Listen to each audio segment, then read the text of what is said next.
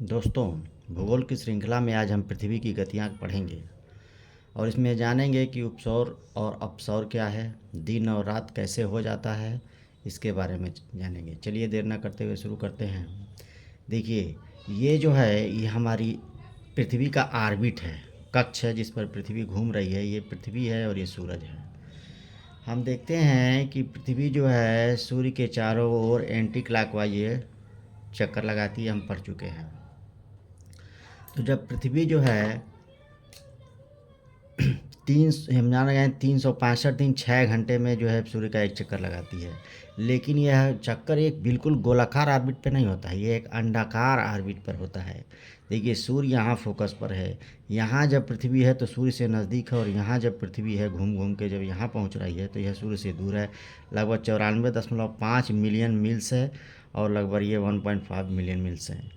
तो होता क्या है कि जब पृथ्वी ये सूर्य से नज़दीक वाली स्थिति में है तो उसको कहते हैं पेरीहिलियन। पेरीहिलियन ये परीक्षा में आता है। पेरीहिलियन क्या है, एपीहिलियन क्या है। तो ये जो पेरीहिलियन है यह 3 जनवरी को होता है।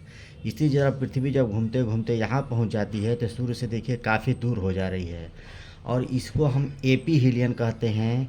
एपीहिलियन, और इसको अपसौर कहते हैं हिंदी में। यह 4 जुलाई को होता है। तो याद रखिए, उपसौर 3 जनवरी को और अपसौर 4 जुलाई को। मतलब 4 जुलाई को पृथ्वी सूर्य से काफ़ी दूर होती है और 3 जनवरी को पृथ्वी सूर्य से काफ़ी नज़दीक होती है। तो ये दोनों प्रश्न बहुत महत्वपूर्ण हैं। उपसौर और अपसौर क्या हैं, ये परीक्षाओं में कई बार पूछा गया है। कब होता है, 3 जनवरी को और 4 जुलाई को। तो ये हो गया। दूसरा हम समझेंगे कि दिन और रात कैसे हो जाता है। तो ये डायग्राम को ध्यान से देखिए। ये पृथ्वी है जो अपने अक्ष पर ये 23.5 अंश झुकी हुई है। ये सूरज है, और सूरज से आने वाला प्रकाश ये पृथ्वी के इस हिस्से पर पड़ रहा है, यहाँ से लेकर यहाँ तक। ये नॉर्थ पोल है यानी उत्तरी ध्रुव, और ये साउथ पोल है दक्षिणी ध्रुव। उत्तरी ध्रुव और दक्षिणी ध्रुव, देखिए सूर्य का प्रकाश ये दक्षिणी ध्रुव पर तो पड़ रहा है, लेकिन पृथ्वी जो है ऐसे थोड़ी सी झुकी हुई है, अतः यह उत्तरी ध्रुव पर नहीं पड़ रहा है, नॉर्थ पोल पर। तो सूर्य से जब आने वाला प्रकाश पृथ्वी के इतने हिस्से में पड़ रहा है तो ये जो दिन लिखा हुआ है, जितना सफ़ेद है, जहाँ लाइनिंग नहीं की गई है, ये हिस्सा दिन में है।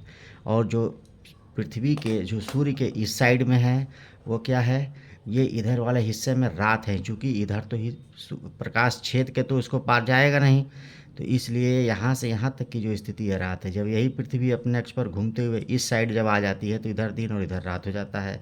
तो यह चक्र चलता रहता है, क्योंकि पृथ्वी अपने अक्ष पर भी चारों तरफ घूम रही है ऐसे ऐसे, और सूर्य के चारों ओर भी अंडाकार कक्षा में परिक्रमण कर रही है। तो यही इसी से दिन और रात का होता है। और देखिए, साउथ पोल पर यह दिन है। हम आगे चल के पढ़ेंगे कि सात एक पोल पे जो है 6 महीने दिन और 6 महीने रात कैसे होती है। तो ये दिन और रात होने का कंडीशन ये है, सूर्य से आने वाली प्रकाश की किरणें जिस हिस्से पर पड़ती हैं वहाँ दिन होता है, जहाँ नहीं पड़ती हैं वहाँ रात होता है। चलिए, इसमें से अगर एक प्रश्न कई बार पूछा गया है, यदि पृथ्वी अपने अक्ष पर झुकी हुई नहीं होती तो क्या होता। तो सभी जगह दिन और रात बराबर होते हैं। दिन और रात कैसे ऋतु परिवर्तन होता है, आने वाली जो है वीडियो में हम पढ़ेंगे।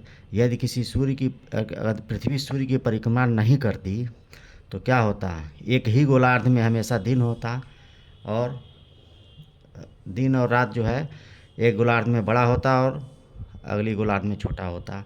ये हमेशा ऐसी परिस्थिति बनी रहती। तो आज हम जाने उपसौर अपसौर क्या है, पृथ्वी कैसे सूर्य के चारों ओर चक्कर लगा रही है, और कैसे दिन और रात हो रहे हैं। Thank you for watching. Thank you for watching.